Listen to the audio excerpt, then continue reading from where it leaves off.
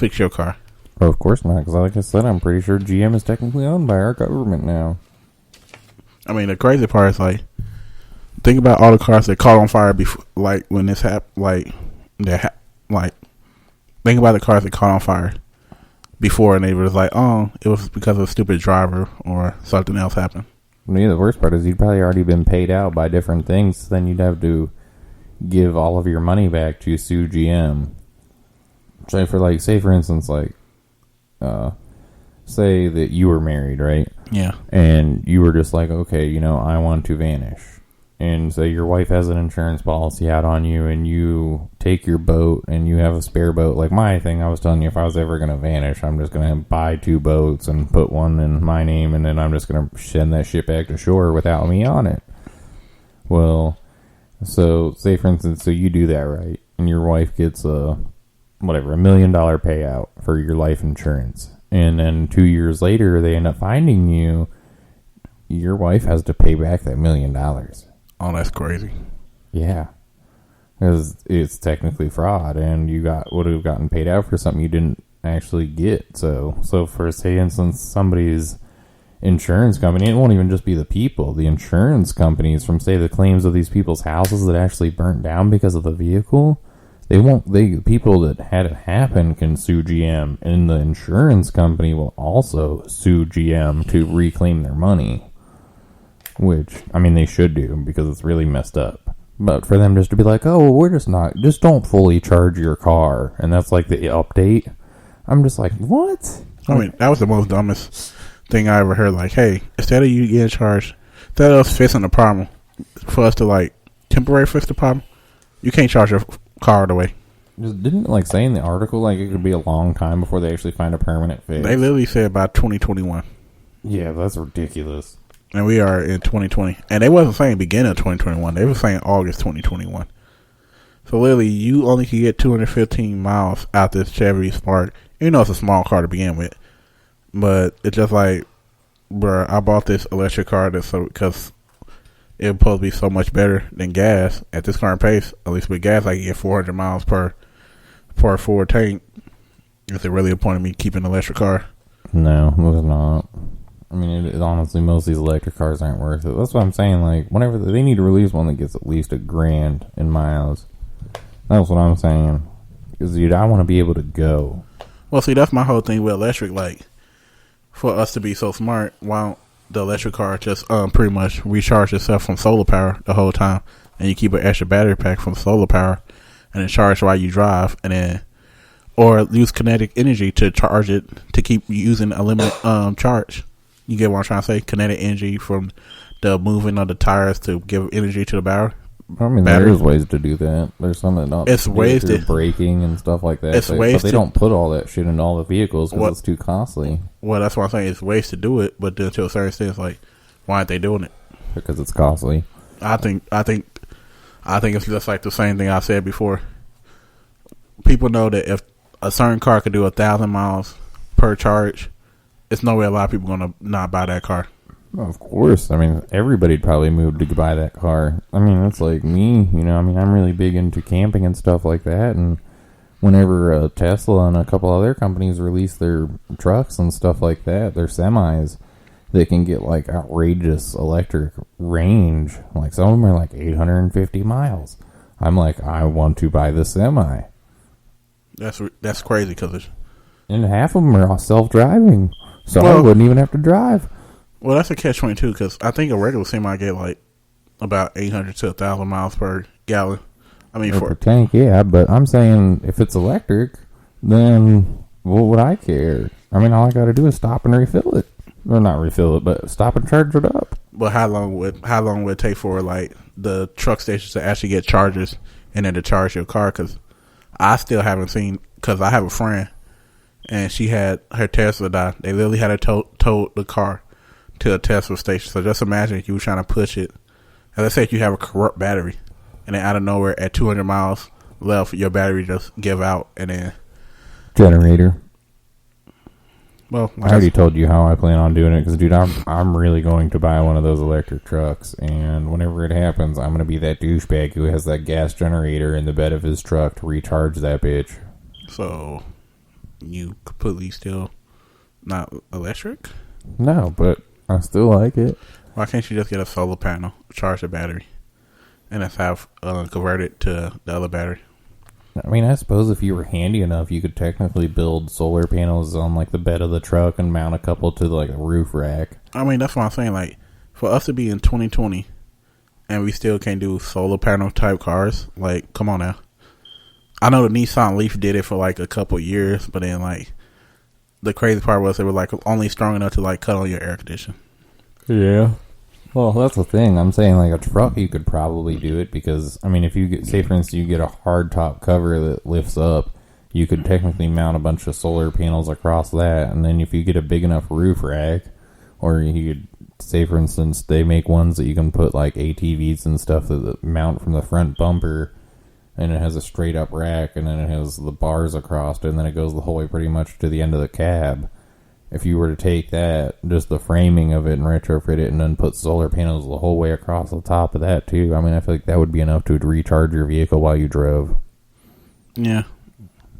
But, I mean, I'm probably thinking way too much into this, but most people would be like, "Ooh, that's ugly. I don't want to drive that." I'd rather something be completely ugly and be completely useful than could be like the best looking car ever and be completely shit.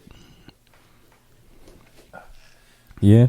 I mean, I don't know. I probably wouldn't want it to be ugly. I'm not going to lie. We both know I'm one of those weird-ass people.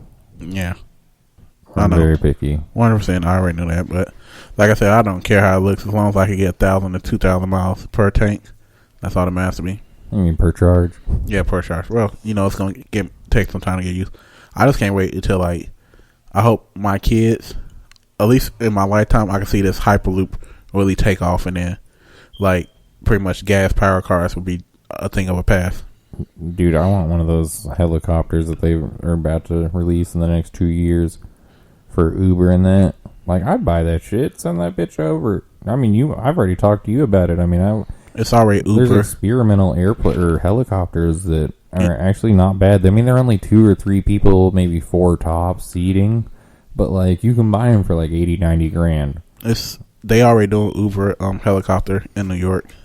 Yeah, but that shit's like stupid expensive, and it's literally just to get you from the airport, and then you literally it's like one way, or it's both ways, but that's the only thing you can do is to go to and from one platform to the airport.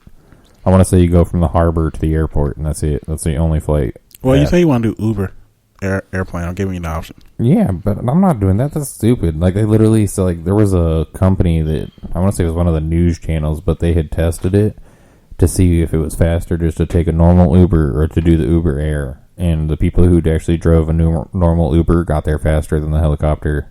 That's crazy. Because of all of the, you have to wait for the tower to tell you can land. And you got to wait for all the airplanes to not be taken off and going down and everything like that. So it was actually faster. The only benefit they said that is that the Uber Air actually has its own terminal. So the TSA at the Uber Air is faster. You can go in and out. Like they said, it literally takes like mere minutes to go from like the helicopter to actually inside the airport. So to me, that would be a huge benefit. I'd probably do it just for that, but must because I'm lazy. Like that's like whenever I book flights, I book the earliest flight that comes out of the airport because I hate people in the TSA line. Some people are so stupid. Oh, believe me, I remember the one time I flew out to where you was and you booked me the earliest. Literally, I helped you out. Well, this is 100% like we just had a horrible weekend that weekend. Do you want to tell the story or you want me to tell the story? I mean, you can.